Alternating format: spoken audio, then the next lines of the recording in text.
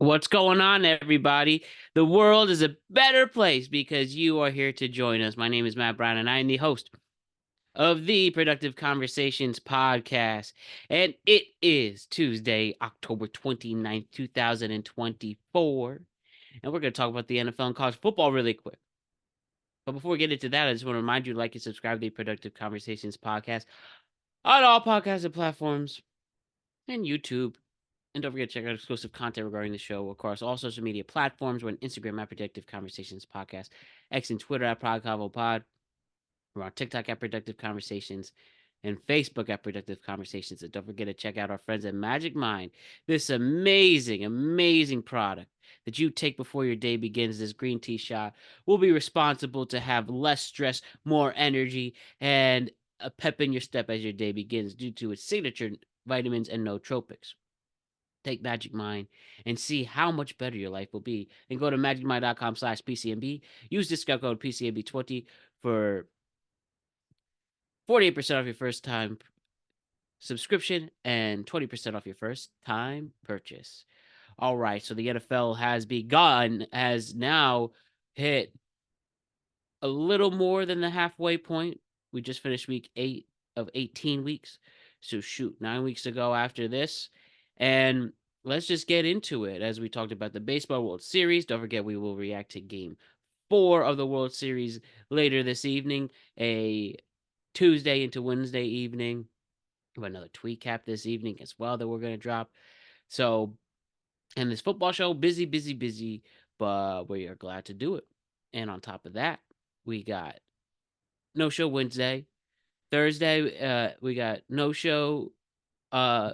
If we have a show Wednesday, it'd be a reaction to Game 5 of the World Series. Then we have another tree cap on Friday for you. So busy stuff, good stuff, and yeah, October's just about to end. So let's get into it. I talked about it a little bit in the World Series Game 3 reaction, but the Jets and the Patriots, right? Have my rant available. Um, but what we saw in Foxborough with this team that needed everything in the worst way to get a win and a 7.5 point favorite. And then the New England Patriots, who after their coach got called out, their coach Gerard Mayo called them out. They wind up with Drake May to start it and Jacoby Brissett to finish it. Hope Drake May is okay with that head injury. They ran away with it. They were able to get the ball downfield. They were able to stop the pass.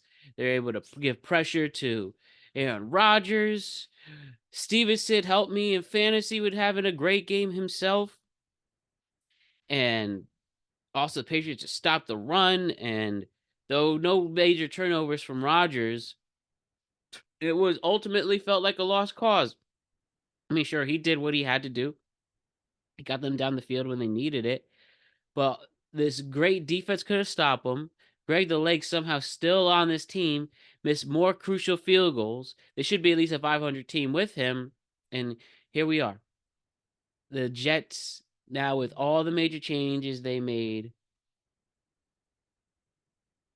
now the Jets, with all the major changes they made, with all that is going on this team, with Rodgers looking as bad as he possibly can be, with the star players just on both sides of the ball, not playing as a unit, but just playing as individuals, and we are where we are, where the Jets are the laughing stock of this league, and the Patriots team who's just rebuilding, you give them some more confidence. You avenge the Patriots losing at home to the Jets in the last game of the season. And yeah, the Patriots getting a 23-22 win, putting the nail in the coffin for the Jets season. And Aaron Rodgers' legacy, as I said on my last show for the World Series reaction, the legacy has been killed. Sure, he'll go down as all-time great. His time as the Packers will be synonymous with greatness.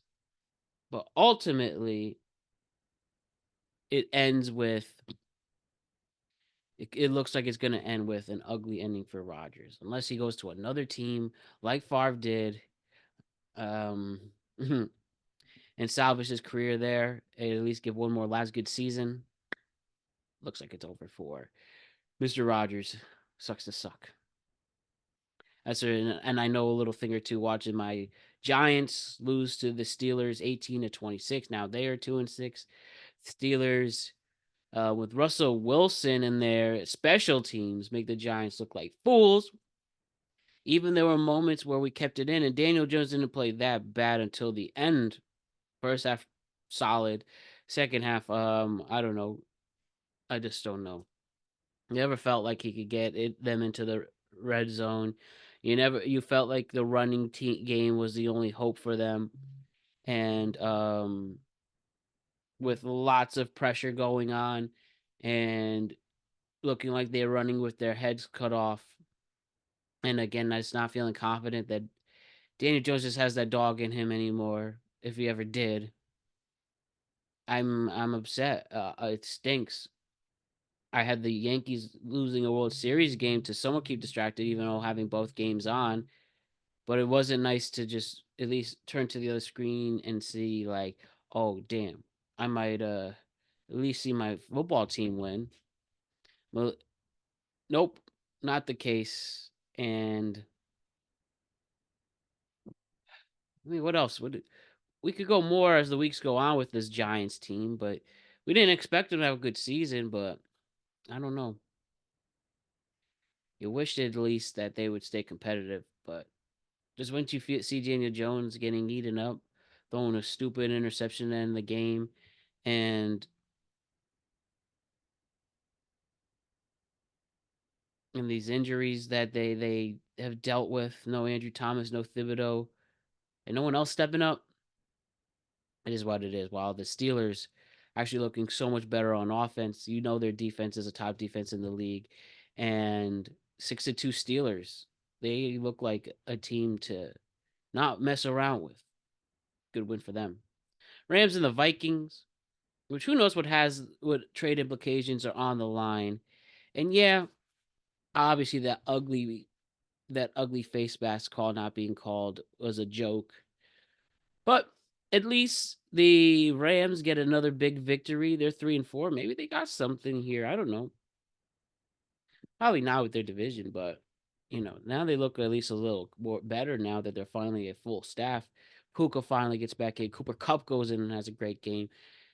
I mean, what's the point of trading Stafford? You're right there. You know, Cardinals are iffy. We got the Cardinals are iffy. San Francisco is a shell of themselves. And then Seattle, they're an interesting team. Again, I talk about 1 week they look really good, 1 week they look bad. I didn't want to clean house yet with the Rams. Probably if they lost this game, they would. But now the Vikings lose a couple in a row. Even though I do think Sam Darnold still is a solid quarterback and no reason to make a quarterback change. Just why not keep him? And why not keep the Rams intact? I don't know. Especially with how the division and how San Francisco is not running away with it as expected. And the Seahawks are the Seahawks also not haven't run away with it either. And then the Cardinals still rebuilding. I would keep it going. Sean McVay's good enough to figure out how to get this team in the playoffs. So we'll see what happens there. But Vikings lose another game, but still look okay in my eyes. Again, be a lot different if that face mask call wasn't called, but it is what it is from there.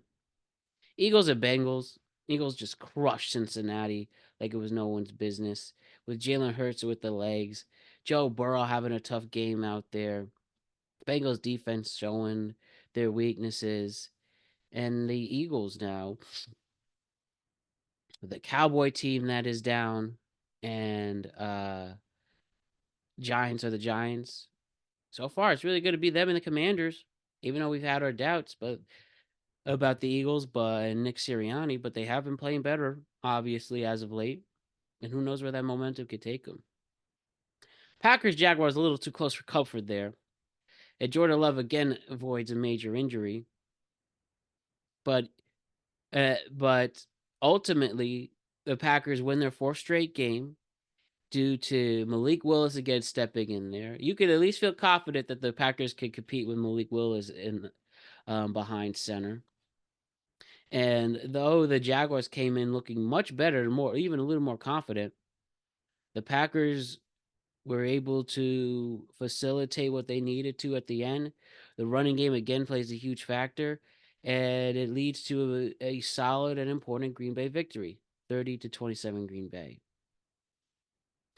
I mean, what did you expect with this one? Even at an 11 point, I think it was 11 and a half point favorites, the Titans getting a big 52-14 victory over Tennessee, like it was nothing. Pretty easy stuff for them. No chance whatsoever. And just the Titans are the worst team. I won't say it. I still think the Jets are the worst team for what their expectations, but the Titans got nothing going for them at all, with the exception of of Calvin Ridley having the most insane first quarter, then nothing after that. And the Lions defense just shutting them down. I don't know. They had to wake up late. They had to wake up later in the game, but Detroit just beating out Tennessee like it was nothing. Falcons and Buccaneers, even without his two main receivers, Baker Mayfield keeps them in it on at home. Kirk Cousins continues to have a hell of a season. Maybe you can even think of him as an MVP the way it's going. They continue to stay undefeated on the road and win a crucial division matchup. What was a 1.5 point spread between these two? Atlanta is the one to run away with it. The big things to pick out here: Falcons offense looks awesome. Kyle Pitts is finally turning into the tight end we expected to see, and even the Bucks with their reinforcements switching more with the running game, and Baker still getting in major yards. The only problem is that the throwing a couple picks wasn't kind to see, but ultimately, I think you could at least feel that the Bucks can stay within this division. Mike Evans will be back in a couple weeks. Godwin's out for the season, but we'll see if they wind up picking up a. We see if they wind up picking up a receiver in the draft, and we'll figure out what happens there. But ultimately, you can feel good about the Falcons and Buccaneers, both teams, and that was solid. Cardinals. Tua returns, and the Cardinals spoil that with a walk-off Chad Ryland field goal. And up 27-18 in the fourth quarter, they absolutely blow it. And Tua looked good out there. But I think if you had any momentum going with this division and trying to catch up with Buffalo, you kind of made it a much harder ordeal for yourself. Finally, Marvin Harrison Jr. has the games we expected to him after a rough couple of games after the concussion. But they run away with it. The Cardinals now, they have cemented themselves in this division race as well. And the Dolphins, you wish that Miami had a chance to push through with it, but nope. The Cardinals create the big fourth quarter comeback and now bring so much more momentum in their season moving forward. With the Ravens and the Browns, right? The Browns cut their 5-game winning streak. Jameis Winston becomes a hero out in Cleveland. A frustrated Lamar Jackson, even after a great game he had, ultimately missing key receivers.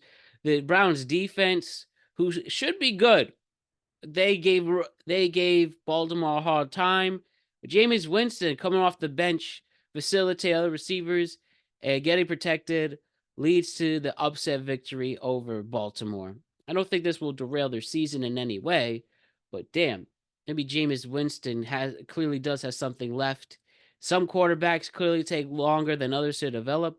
Well, once it's there, once you get your opportunity, like you said, do not miss your chance to blow. And Jameis Winston leading Cleveland to a huge victory over the Baltimore Ravens. Colts and Texans, close. The Texans, again, even though it's 6-2, winning at home, without, and unfortunately with Stephon Diggs in fear they might have a bad injury going moving forward, and no Nico Collins. Ultimately, CJ Stroud uses Tank Delmore, Joe Mixon carrying the team. Incredible game, 102 yards with a touchdown and 25 carries. And the big thing you get out of this is Anthony Richardson play just absolutely like a Madden kid playing Madden with no fucks, no risk, throwing stupid picks, um, getting out of the pocket and putting himself in harm's way. And the Texans, with the injuries they're dealing with, still are 6-2. Somehow are 1 point underdogs against the Jets on Thursday, but I expect the Texans to run all over the Jets on this one. But big win over Indianapolis. 23-20 is your victory for Houston. And the Colts, seeing what they're going to do, they haven't committed to a quarterback. But I think if you want to salvage a division and a wild card, which you're not that far out, you do got good players. Got to put Joe Flacco in, who did the same, who was put in a similar position in Cleveland last year. He succeeded, and look what happened. I think a similar situation can happen in Indianapolis while trying to still develop Anthony Richardson. Chargers and Saints. Saints are a lost cause. Don't worry about them anymore. Now I've lost their sixth straight. The Cardinals get back into their winning ways, and the Chargers with J.K. Dobbins running great out there, and Justin Herbert a little more confident. And then the Saints just I don't see where they have any hope. Even with Derek Carr coming back, this team isn't good offensively. Have a terrible line, no defense. Um, feel like only Olave could do something, but they're even Gazer. He's comes up short. And the Chargers with mostly young players with a few major veterans in are cementing themselves as well. So good win for the Chargers right here.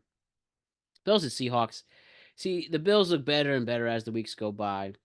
And with Keon Coleman stepping up, James Cook looking like a great running back, and Josh Allen being Josh Allen, the Bills, I think, are going to be a team to really watch out for as the season goes by.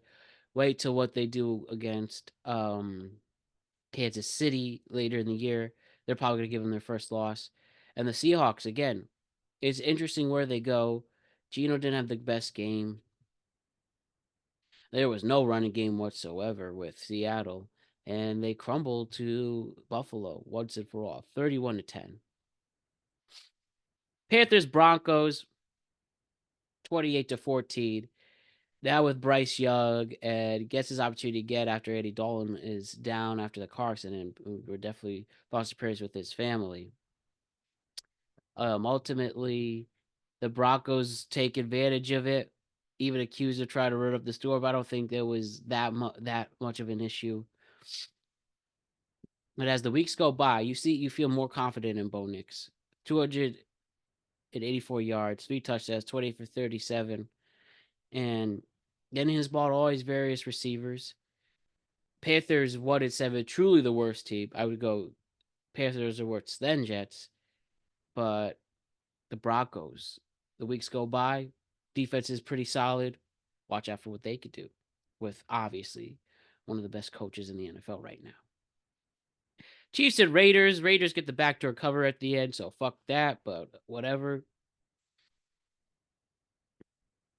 With now DeAndre Hopkins part of the mix, and Kareem Hunt playing better as the weeks go by, and Travis Kelce finally have a really good game. The Chiefs stay undefeated, even though this time it really was more of Mahomes having a good game despite his one turnover. But it's the defense who's been giving problems for the Raiders this whole time. And yeah, I'm just so amazed at what this Chiefs team's doing. There really is a good chance they might repeat. I picked Chiefs and Lions in the Super Bowl to start the season off. It's looking as the days go by that might actually happen. But even in this, what Mahomes did have a much better game. You could always trust their defense to dominate. And if they just didn't give up the backdoor cover at the end, you'd feel even more confident. Raiders are just gonna ride this wave, see where they get, maybe a top 10 or top 10 pick. We'll see how far the Chiefs can stay undefeated. And Cowboys and 49ers, though Cowboys kept it a little interesting towards the end. 49ers get back to 500 at home thanks to Brock Purdy, played a better game. George Kittle being a monster out there on tight ends day. And CeeDee Lamb doing as much as he can, but Dak Prescott, one of these games where he looks like a lost puppy. A lot of pressure throughout, making dumb decisions, turnover, turno, having turnovers. What a mess, my friends. What a mess for Dallas. Now they're 3-4, and 49ers back at 500. And obviously the game of the week, the Bears and Commanders, where Jaden Daniels, for the second time this season, makes a huge comeback in prime time. Shows what he has with a Hail Mary. The Bears not prepared for it. And one of the ultimate strategies, and I've seen this live up in Glastonbury, was awesome. Jaden Daniels just throws it for dear life. All players huddle up amongst each other at once, and then there was just another player right there waiting to make the catch. And Jaden Daniels shot. You just, how can you not feel confident with him? And you see and hear that the Commanders have a, even though this was a back and forth game, it took them it took them it took a while for the offense to finally rev up, but at least with a really good kicker, Austin Siebert, keeping them in there, and maybe a couple mishaps, a few mistakes on the Commanders' defense to have them come back. Caleb Williams didn't look absolutely any spectacular. Was it once again the Bears' defense is the real highlight of this team, but DeAndre Stiff finally having his breakout game. But all you could just say is Jada Daniels at this young age looks so mature out there, looks very confident, and you could clearly see that he will step up in a big moment if he has to. And this is their division to win. Now 6-2 in the Bears. Some weeks okay, some weeks not. Caleb Williams has to play a lot better. And for the college football this week, pretty okay, normal week. Normal week out there. Why don't we quickly look at our rankings for college football?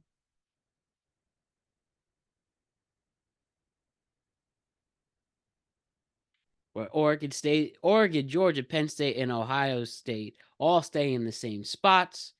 The U goes up another spots after a convincing victory over Florida State. One moment.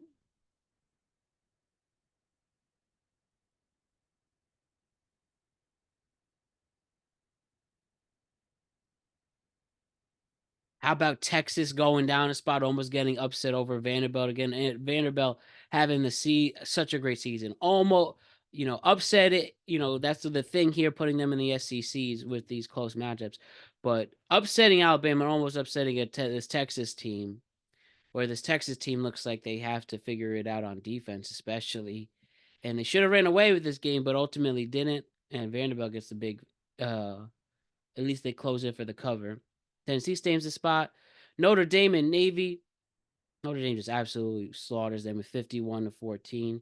I guess, you know, the people realize, reality kind of kicked in against a really good team.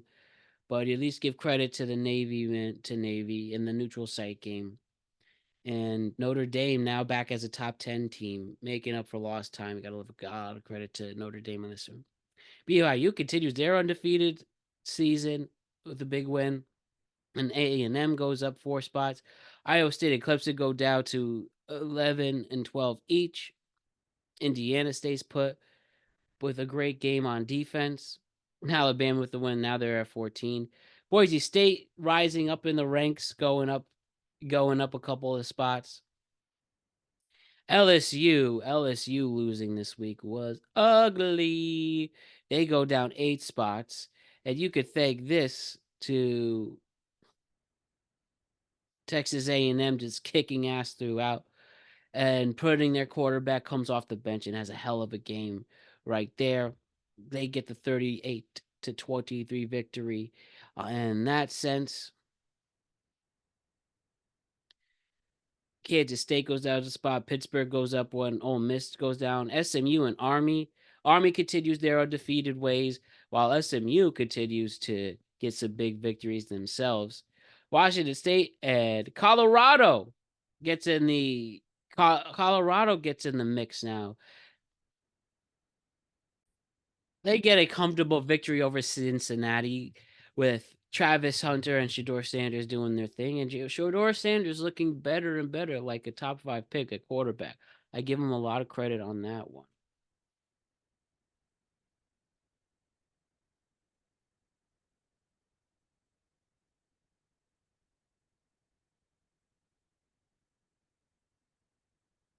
And then Illinois and Missouri goes down spots, and Missouri just continuing a bad season, and even at 6-2. And that's briefly what I have with the college football. Wasn't able to watch. This is the only week I wasn't able to be as dialed in because I was just doing some other things. I didn't watch a game, but I did. I was just glued to my phone watching highlights the whole time. So I don't have much of an analysis with college football as I usually do, but we'll get back in the groove. And moving forward now, with the World Series ending as late as Saturday, we definitely hope at least we get to that point. But it's not looking good. But ultimately, we have done our experiment with the Tuesdays football, and so far so good. But we will be back to giving you a show immediately on Sunday. So Mondays you will see our reaction once again to college football and the NFL, the recaps. So next week we have the NFL Week 9, a recap being released on Week 9 on Mondays, and then we will have an NFL recap Week 10 of the college football season on Monday as well. So we'll keep it with you there. Still figuring out if we're going to continue doing picks just for time reasons and use that time to focus on other things, but we'll keep you in the loop there. But ultimately, that is my recap for Week 8 of the NFL season and Week 9 of college football. And yeah, we're soon going to have the college football. We're going to soon have the college football playoff rankings get released within the next couple weeks, and we'll definitely dive all into that as well. And it's going to be a good time going into November. Rivalry games are going to take place. Big conference championships are getting closer to there. And we're going to enjoy this ride. All of us together. I love each and every single one of you. We'll be back with you with it with a tweet cap. Will be released today as well. And a game 4 of the World Series reaction. Hopefully this Yankee season continues. But all right, I love each and every one of you. And I'll see y'all soon. Peace.